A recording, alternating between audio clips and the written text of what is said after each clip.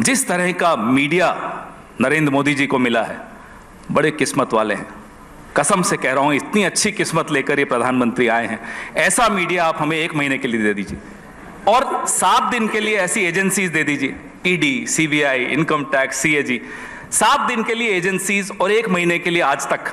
तो यही मांग रहे हैं आपसे। अच्छा, मतलब चुनाव आपको लड़ना है, चुनाव आप हारे और सारा का सारा दोष आपको अभी भी लगता है कि मीडिया एक सेकंड, अब सवाल नहीं पूरा होने देंगे, कि सारा का सारा दोष आप मीडिया पे मर दें, आप मर दें कि एजेंसीज की वजह से हुआ। अरे एजेंसीज की कार्रवाई तो इलेक्शन वोटिंग के जस्ट पहले छत्तीसगढ़ में हुई। पहली बात फिर भी जनता ने, कि मैं आपको दोष नहीं दे रहा, मैं तो श्रेय दे रहा हूं। नहीं, आप गलत कर रहे हैं। आप श्रेय लीजिए। क्यों ले श्रेय? आपको लपक के श्रेय ले लेना चाहिए। नहीं, आपको लेना चाहिए कि आप राहुल करते हैं, लेकिन राहुल जी जिता नहीं पाते हैं। आप मोदी जी को श्रेय मत दीजिए। आप राहुल करते हैं, मेहनत आपकी और फल ले रहे हैं मोदी जी।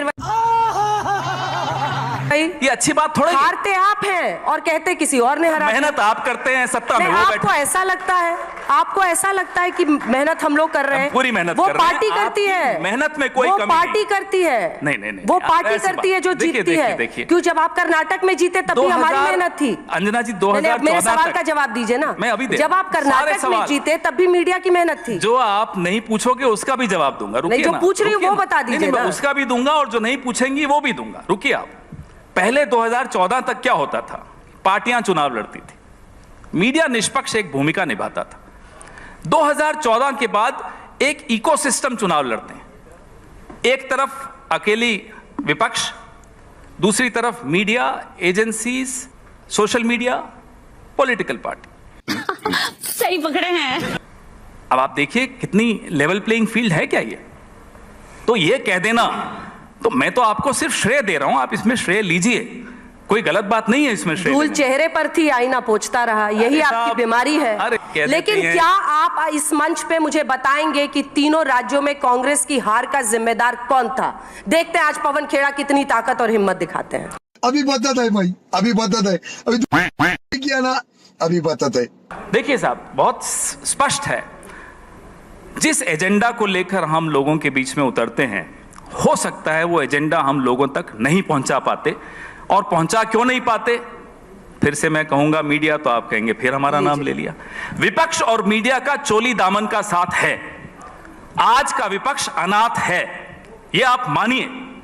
इसलिए कहता हूं, 3 कांग्रेस के नेताओं को मंच पर बिठा रखा है। रुक जाइए। 3 कांग्रेस पार्टी के नेताओं को हमने मंच पर बिठा रखा है। रुक जाइए, आप तो 6 और ले आइए बीजेपी के, उनको भी हम झेल लेंगे, आप चिंता मत करिए। आप सुन लीजिए पहले मेरी बात, पहले सुन लीजिए।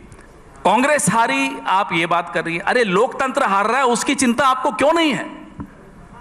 ये जो चुनाव के नतीजे आते हैं, इसमें तो चलिए एक पार्टी हारती है, एक जीत जाती है, आपका एग्जिट पोल हार जाता है, आप जीत जाते हैं, चलता है ये सब। लेकिन जो बड़ी हार हो रही है वो लोकतंत्र की हो रही है, उस पर आपका ध्यान क्यों नहीं है? कैसे चुनाव आयोग बनेगा आपने देखा कल पार्लियामेंट में? क्या इस तरीके से चुनाव आयुक्त बनाए जाएंगे? अगर ये कांग्रेस सरकार के दौरान होता तो आज नेशन विद अन्ना करके अंजना ओम कश्यप सुबह से रात तक चैनल पे चलाती और सड़क पर अन्ना हजारे आ जाते। क्यों नहीं आते अन्ना हजारे? क्यों नहीं चलाती अंजना ओम कश्यप? बताइए मुझे जरा। अब बोल। ये स्थिति है आज इस देश की। इससे आप कब तक बच सकते हैं? अकेला अनाथ विपक्ष लड़ रहा है और हमें गर्व है कि हम लड़ रहे हैं और लड़ते रहेंगे, मरने के दम तक लड़ते रहेंगे। अरे सर, हारे या जीते लड़ेंगे। नाखून कटा के शहीद मत बनिए बेवजह की। कर्नाटक आप जीतते हैं, कर्नाटक जीतते हैं तो हम लोग आप ही का गुणगान गाते हैं। जरा सा नाखून आप भी कटा लीजिए ना, जरा सा नाखून आप भी कटा लीजिए, देखिए लोकतंत्र में रक्त कैसे बहेगा। बात तो सही है। अरे सर, लोकतंत्र में की हत्या हो रही है और आपको यहाँ ये मजाक सूझ रहा है? नहीं, आप मजाक कर रहे हैं, क्योंकि आप सारा का सारा नहीं कर रहे। अंजना जी, हम तो कह रहे हैं और पे डाल रहे हैं। थोड़ा नाखून आप भी कटा लीजिए। लेकिन कर्नाटक आप जीतते हैं तब लोकतंत्र की हार नहीं होती है। आप हिमाचल जीतते हैं तो लोकतंत्र की हार नहीं होती है, वहां आपको ईवीएम नहीं जिताता है। अब हम कर्नाटक जीतते हैं, भाजपा कर्नाटक हारती है, तो किसकी हार होती है? नहीं साहब, तब मोदी जी की हार नहीं होती। तब अंजना जी के मुंह पर ऐसे शिकन्ने आ जाती है जब उनको कहते हैं मोदी जी हार गए। नहीं साहब, मोदी जी नहीं हारे। पवन जी, कर्नाटक के मुख्यमंत्री हारे हैं।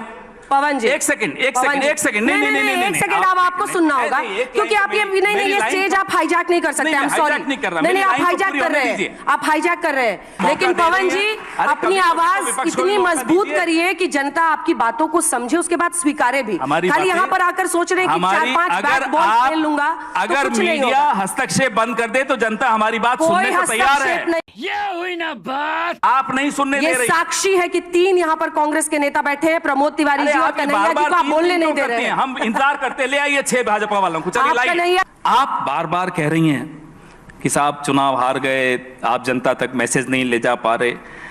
मैं आपसे एक सवाल पूछता हूं अंजना जी, सवाल तो वैसे आप पूछती हैं लेकिन मैं भी एक पूछूंगा आपसे।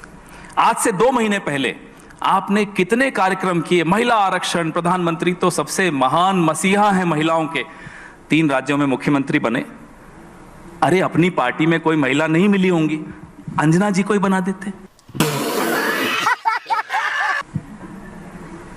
वसुंधरा राजे का में क्या कमी थी, उन्हें नहीं बनाएंगे? कांग्रेस पार्टी ने तो तीनों राज्यों में महिला मुख्यमंत्री दिए हैं। नहीं, हमारी तो अभी जीते ही नहीं, आप ही कह रहे हैं। आप कोई नहीं, सुप्रिया श्रीनेत को बना देते आप। नहीं, हमारी तो कितनी महिलाएं कैसे हैं? बनाते बताइए, हार रहे फिर भी बना लेते। अभी नहीं हुआ, वो वक्त आएगा। अगर मोदी जी ऐसे ही चलते रहे तो वो वक्त भी आएगा कि भाजपा हार जाए फिर भी मुख्यमंत्री बना देगी। अभी वो वक्त नहीं आया। सही पकड़े हैं। मोदी जी कम से कम महिला आरक्षण का इतना बड़ा झुंझुना आप सबके हाथ में पकड़ाकर, अब मौका आया था तो वसुंधरा जी को घर पे बैठा दिया। आप लोग भी कमाल के हैं। एग्जिट पोल के दिन तो नड्डा जी का चेहरा दिखा रहे थे जब बीजेपी हार रही है, जब सही नतीजे आने लगे तो मोदी जी का चेहरा फिर से सामने आ गया। अरे साहब, आप लोग भी तो इस नशे से बाहर आइए, फिर देखिए देश कैसे रिस्पॉन्ड करता है हमारे में। मैं बार बार ये दोहराता हूं, हम आपके बगैर अधूरे हैं, मोदी जी भी आपके बगैर अधूरे हैं, ये मैं मानता हूं। नशे में आप हैं सर। हम क्या नशे में, हमारा तो नशा आप लोग सब रोज उतारते हो। आप संस्थानों पर उंगली उठाते रहेंगे। सब संस्थानों पर ही हमला हो रहा है अंजना जी। जब हमला संस्थानों पर हो रहा है, जब मीडिया की निष्पक्षता पर हमला हो रहा है, तो हम क्या सवाल भी नहीं उठाएं? या अब उस पर भी आपत्ति है आपको कि सवाल क्यों उठा रहे हैं? अरे सुधरो रे, अभी तो सुधर जाओ। ऐसा आपको लगता है? आप अभी पूछ लीजिए लोगों को लगता है कि मीडिया निष्पक्ष है या नहीं है? इस भ्रम में जीते हुए आपके लिए मुश्किलें और बढ़ेंगी। मुझे तो लगता है कि आपके नेताओं में काबिलियत है कि वो आपके लिए चुनाव जीत सकते हैं। क्यों नहीं जीत पा रहे हैं ये बताना आपका काम है, लेकिन आप नेताओं पर मंथन करने को तैयार नहीं है, स्ट्रैटेजी पर मंथन करने को तैयार नहीं है। मैडम, मीडिया भी थोड़ा आत्ममंथन कर ले तो क्या बुराई है, देश के लिए अच्छा होगा। कर लीजिए ना आत्ममंथन, हमारा भी आग्रह मान लीजिए। हम तो जितनी बार आप कहते हैं आत्ममंथन करिए, हम करते हैं। आपकी हर सलाह मानते हैं हम। चुनाव हारते हैं तब भी मानते हैं, चुनाव जीतते हैं तब भी मानते हैं। हम तो मीडिया को सम्मान करते हैं। जब हम सरकार में थे, प्रमोद तिवारी जी तब भी सत्ता में थे, पूछिए इनसे। कन्हैया कुमार जी तो तब भी जूझ रहे थे सरकार के खिलाफ। जब हम सरकार में थे, आप लोग रोज कार्यक्रम करते थे, जहाज कह दिया था, रोज कार्यक्रम करते थे आप हमारे खिलाफ। हमने तो कभी नहीं फोन करके बोला साहब आपके बॉसेस को कि नहीं अंजना जी को हटा दीजिए, उनको कम कर दीजिए। हिरेन जोशी हमारे यहाँ तो कोई था ही नहीं।